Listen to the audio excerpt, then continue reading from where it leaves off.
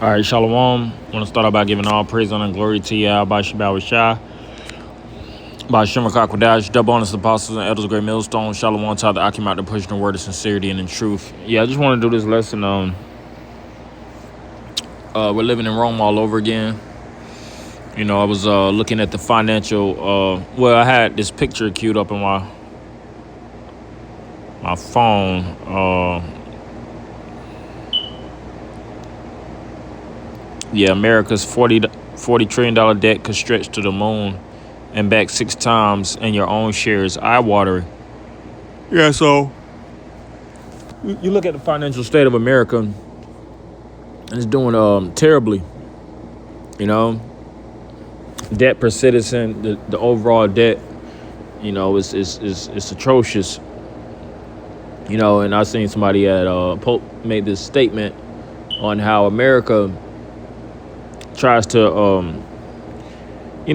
have you do a credit check, you know, to see your financial state, you know, and see how well you're doing as far as your financial upkeep, when this place is trillions of dollars in debt. If you were to put America, which I might ask chat to give America a credit score according to the debt, you know, the debt ratio, and the credit score is going to be terrible, man. You know, America wouldn't receive the benefit, you know, wouldn't have the ability to do anything, you know, if they were to measure it in terms of credit. But nonetheless, they want to give, you know, have these American citizens jump through hoops and hurdles, you know, to get an apartment, a house, a car, you know. But America is this is ancient Rome, you know, back in its reincarnation. You know, I was just looking at which I had typed in. What I type in? Yeah, what empires had financial problems? You know, and the first one was the Roman Empire. Speaking about the coin debasement and the hyperinflation, it says to pay for massive military forces and defend expanding borders, Rome reduced the precious metal content in its coins. This caused severe inflation and economic paralysis by the 3rd century. Tax evasion. Peasants fled or relocated outside the reach of tax collectors, plunging state tax revenues. Yeah, because a lot of the peasants weren't able to pay tax, you know. The little bit that they did receive, you know, they were just making ends meet, you know. And if you look at today's time, you see a lot of individuals are, you know, they get locked up for tax evasion, trying to find tax loopholes, because taxes is you know was crippling the majority, you know.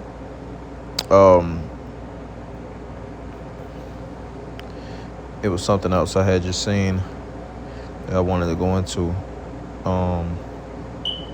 Yeah.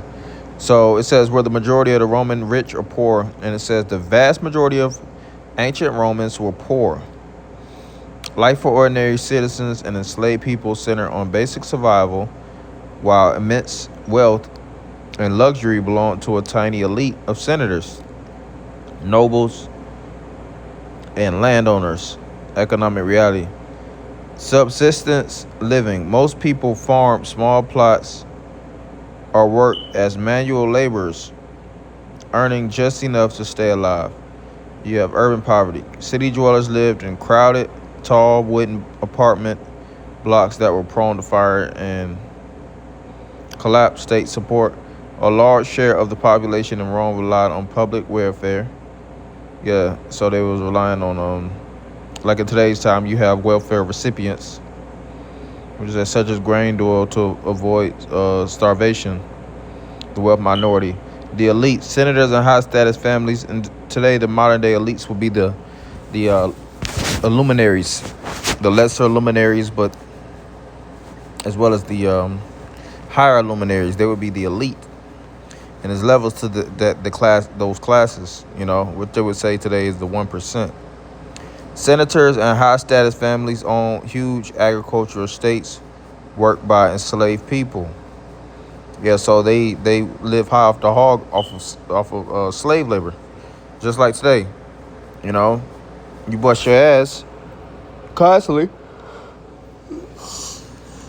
and it seems like you're not collecting any more money. You know, the money is you know, allocated towards a certain class. You know, and you know they try to keep resources from the majority. You know, which is wicked as hell. Public image. Surviving are large stone ruins and written records mostly reflect the lives of the rich, which makes the empire seem wealthier than it was for the average person. Yeah, so we're living in Rome all over again. You know, if you want to get a study of America in the ancient world, just go straight to the Roman Empire. You know, how Rome overexpanded itself. The financial standard started to get weaker and weaker, you know, and it eventually bottomed out. It's the same thing that's taking place here in America. You know, so I'm gonna get this precept, which Daniel seen the writing on the wall. Let's see, and the writing is here on the wall today. Daniel 5:25. And this is the writing that was written. Many, many tekel upharsin. This is the interpretation of the thing. Many, God hath numbered thy kingdom and finished it. Tekel, thou art weighed in the balances and are found wanting. Paris, thy kingdom is divided and given to the Medes and the Persians. Yeah, so like I said, America is really going through the same situation, and they can't get themselves out of it.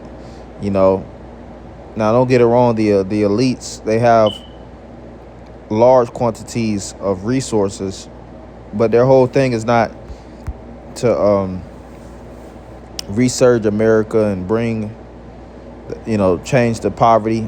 You know, get these people in a state of financial stability. They want these people dilapidated. They want them resourcefully wanting. You know, and at the end of the day, it's all about control. But the same methodology that this devil is partaking in to control, he's gonna fall, man. You know, the wickedness of the society is only gonna last so long. You know, so all we have to do is just hold it down, the fort, maintain, stay in the spirit, stay away from, you know, as the scripture says, all manner of evil, because this society just promotes evil, man. You know, and when I say that, a lot of individuals, they want to take the same route as Daddy Esau and choose his ways, find different little slick ways to rob the poor.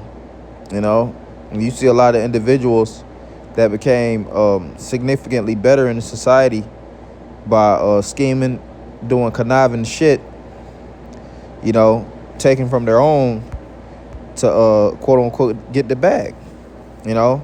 And then next thing you know, they get hit with all kind of outstanding charges, and it shows that they were pretty much con artists, you know. And Esau, you know, pretty much shows like, you know, it's only one individual that's going to be able to do that, and it's going to be me and my people, you know, under the legality of whatever, you know, tax breaks and things that they do. But nonetheless, like I said, going into the financial state of this place is finished, man.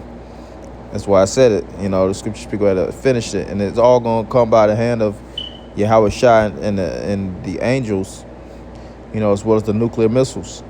You know, so I didn't want to make this long, just wanted to speak in regards to such. You know, so with that, I'm going to end it by giving all praise and glory to Yahweh Shai, by Hashem Kakodash. Double honor to the apostle, that is a great millstone. Shalom,